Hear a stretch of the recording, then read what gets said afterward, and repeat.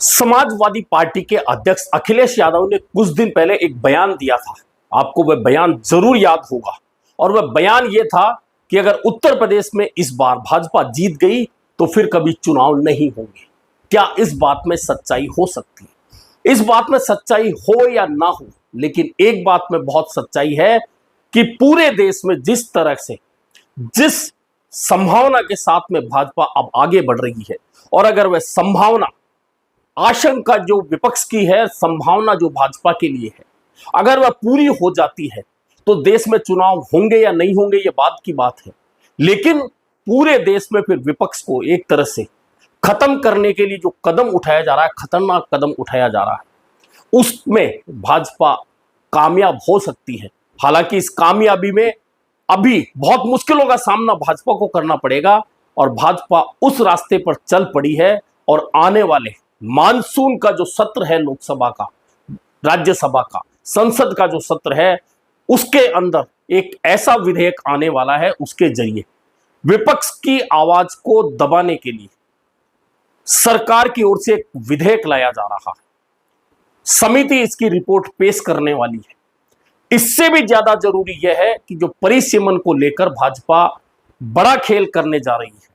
आपको याद होगा कि महिला आरक्षण की आड़ में वह परिसीमन बिल पास कराने की कोशिश थी, लेकिन विपक्ष की एकजुटता ने भाजपा के मंसूबे कामयाब नहीं होने दिए। लेकिन अब भाजपा 2/3 बहुमत के लिए जिस तरह से पूरे प्रयास कर रही है कि किसी भी तरह से 2/3 बहुमत सदन में जुटा लिया जाए तो फिर वह विधेयक पास हो जाए, उसके बाद में वह रास्ता बन जाएगा जिसके बाद में भाजपा को सत्ता से हटाना बहुत मुश्किल हो जाएगा। जी हां, आज करेंगे इस पर बात। मैं हूं जर्नलिस्ट योगेश के शर्मा। अगर चैनल पसंद आए तो लाइक और सब्सक्राइब जरूर करिएगा। तो बात करते हैं उस विधेयक की। वह विधेयक है परिसीमन का, जिसमें देश की विधानसभाओं और लोकसभाओं में सीटों की संख्या बढ़ा दी जाएगी। और यह सीटों की संख्या बढ़ाना कोई, आप सोचेंगे कोई अलग सा मामला तो नहीं है। पहले भी परिसीमन होता रहा है और परिसीमन के बाद चुनाव होते रहे हैं। कभी सत्ता पक्ष जीतता रहा है, कभी विपक्ष जीतता रहा है। लेकिन इससे पहले आपको देखना होगा कि जिस तरह से भाजपा SIR के जरिए, अब आप कहेंगे इसमें भाजपा का क्या लेना देना, तो भाजपा का लेना देना बहुत स्पष्ट तौर पर कई बार स्पष्ट रूप से सामने आ चुका है कि अगर SIR नहीं होता तो बिहार के परिणाम क्या ये होते जो हुए थे? क्या SIR नहीं होता तो बंगाल के ये परिणाम आते जो इस बार आए थे? क्या चुनाव आयोग की ओर से वोटों में गड़बड़ी करना, EVM का खेल करना, वोट चोरी का जो खेल राहुल गांधी आरोप लगाते हैं वह नहीं होता तो क्या महाराष्ट्र के परिणाम ऐसे आते? क्या हरियाणा के परिणाम ऐसे आते? ये तमाम वे बातें हैं जो स्पष्ट रूप से इशारा करती हैं कि येन केन प्रकारेण बीजेपी हर प्रदेश में अपना कब्जा करके पूरे सिस्टम को, चुनावी सिस्टम को अपने कब्जे में करना चाहती है। और बंगाल हो, बिहार हो, महाराष्ट्र हो, हरियाणा हो, ये तमाम वे उदाहरण हैं जिनमें बीजेपी ने चुनाव आयोग का इस्तेमाल किया। यह विपक्ष का सीधा सीधा आरोप रहा। अब आप कहें कि सुप्रीम कोर्ट क्यों नहीं जाते? विपक्ष कई बार सुप्रीम कोर्ट गया, लेकिन SIR की प्रक्रिया चाहे बंगाल की हो चाहे बिहार की हो, सुप्रीम कोर्ट ने चुनाव आयोग को सही ठहरा दिया। जबकि बहुत सारे मामले चुनाव आयोग के इस तरह के आए थे, वह कोर्ट के सामने भी पेश किए गए थे, लेकिन कोर्ट ने वह नकार दिए। ऐसे में राहुल गांधी ने भी कहा था कि हम सुप्रीम कोर्ट क्यों नहीं जाते, आपको समझना चाहिए। लेकिन इन तमाम बातों से हटकर अब जो परिसीमन का बात हो रही है, परिसीमन के बिल से पहले भाजपा 360 का आंकड़ा लोकसभा में जुटाना चाहती है ताकि लोकसभा में बिल पारित हो, क्योंकि राज्यसभा में बिल पारित कराना अब NDA के लिए कोई विशेष दिक्कत वाला मामला नहीं है। लेकिन 360 का यह आंकड़ा जुटाने के लिए अभी भी भाजपा को या NDA को 41 सांसदों की जरूरत है। TMC टूट चुकी, शिवसेना टूट चुकी। अब वह कौन सा रास्ता है जिसके जरिए भाजपा यह बहुमत, जो 2/3 बहुमत है, वह जुटा सकती है? दो ही रास्ते हैं कि या तो बड़े दलों को तोड़कर लाया जाए, उनमें कांग्रेस क्योंकि 98 है, अगर वहां के सदस्य टूटते हैं लोकसभा के तो 2/3 अगर सदस्य टूटकर जाते हैं तो ही उसे मान्यता मिलती है। उससे कम अगर सदस्य टूटकर एनडीए का समर्थन कर दें तो उन तमाम सदस्यों की सदस्यता चली जाएगी।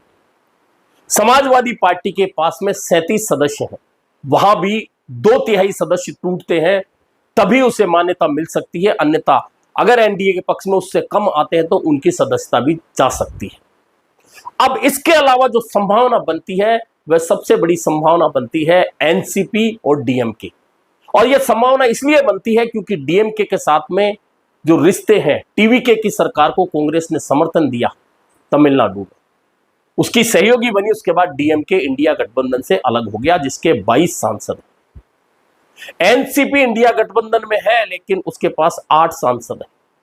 अब या तो 8 में से 5 सांसद टूटकर आ जाए और वे एनडीए के खाते में जुड़ जाए, या डीएमके और टीएमसी दोनों पार्टियां अनुपस्थित हो जाए वोटिंग के समय, या एनडीए को समर्थन दे दें, तो ये 30 सांसद एक साथ मिल सकते हैं। और आपको याद होगा कि पिछली बार जब महिला आरक्षण बिल के नाम पर परिसीमन का बिल पारित कराने की कोशिश हुई थी, उस समय संविधान संशोधन का जो होना था उसमें 11 सांसद अनुपस्थित रहे थे। अब अगर डीएमके और एनसीपी अनुपस्थित रह जाती है तो वोटिंग करने वाले सदस्यों की संख्या घट जाएगी, और अगर वह संख्या घट जाती है तो फिर बहुमत का आंकड़ा भी घट जाता है। और बहुमत का आंकड़ा घट जाता है तो चूंकि 11 सांसद पहले अनुपस्थित रहे थे, अगर 30 और रहते हैं तो यानी कि 40 से ज्यादा सांसदों की अनुपस्थिति हो जाती है, तो वोटिंग का जो 2/3 बहुमत का आंकड़ा है वह कम हो जाता है। इन दोनों मामलों को लेकर भाजपा चल रही है, लेकिन इससे भी ज्यादा एक खतरनाक विधेयक आने वाला है। वह विधेयक क्या है? वह संसदीय समिति, जो संसद की समिति थी उसमें विचार हो चुका है, वह समिति अब वह रिपोर्ट पेश करने वाली है इसी सत्र में, और वह बिल पारित होगा, वह विधेयक पारित होगा। विधेयक पारित कराने के लिए सिर्फ 273 सदस्य चाहिए, यानी कि साधारण बहुमत। और उस विधेयक में क्या है? उस विधेयक में यह है कि यदि 30 दिन से ज्यादा कोई भी सांसद, मंत्री, मुख्यमंत्री, प्रधानमंत्री या कोई भी पद पर रहने वाला लगातार 30 दिन तक जेल में रहता है तो वह पद पर नहीं रह पाएगा। अब आप समझ गए इसका मतलब कि संसद के बहुत सारे सदस्य, वे लोकसभा के हो चाहे राज्यसभा के, उन पर कई गंभीर मुकदमे होते हैं।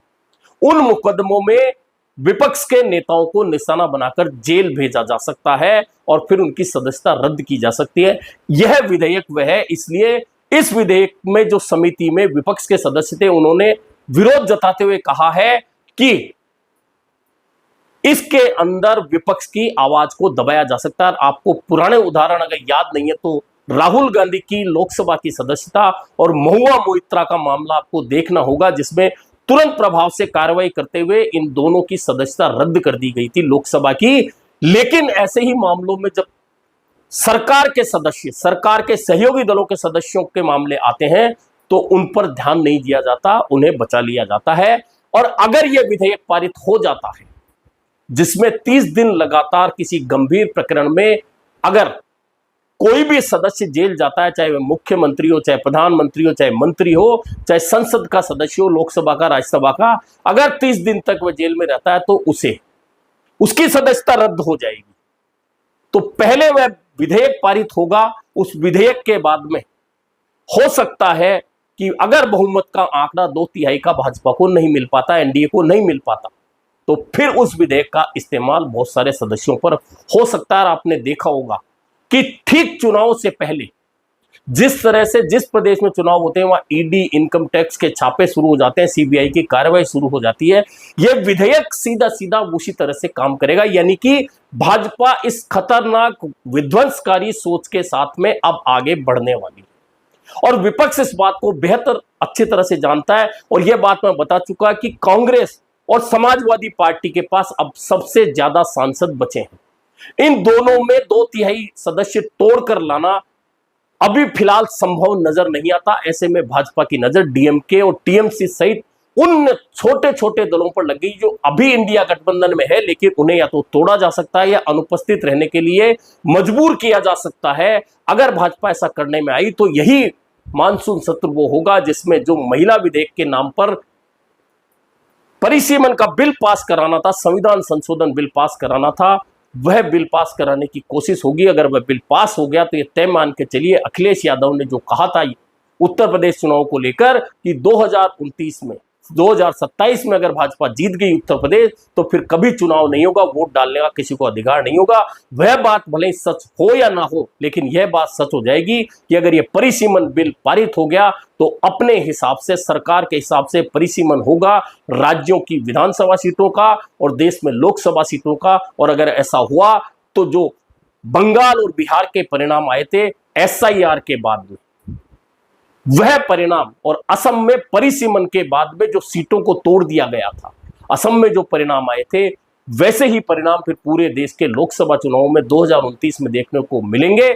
और भाजपा इसकी तैयारी में जुट गई है। अब देखना यह महत्वपूर्ण होगा कि क्या इंडिया गठबंधन को एकजुट रखा जा सकेगा, क्या इंडिया गठबंधन के बाकी दल जो अब टूटने से बच गए उनकी टूट से बचा जा सकता है, क्या कांग्रेस समाजवादी मिलकर इस विधेयक को, इस बिल को जो संविधान संशोधन होने वाला है परिसीमन को लेकर, उसे रोकने में कामयाब होंगे या भाजपा कामयाब हो जाएगी। अगर भाजपा कामयाब होगी तो ये तय मान के चलिए 2029 विपक्ष के लिए बहुत मुश्किल हो जाएगा। और अगर इसे रोकने में विपक्ष सफल हुआ तो फिर वह भाजपा को 2029 में भी रोकने में सफल हो सकता है। अभी के लिए इतना ही, फिर मिलेंगे नए मुद्दे पर चर्चा के साथ।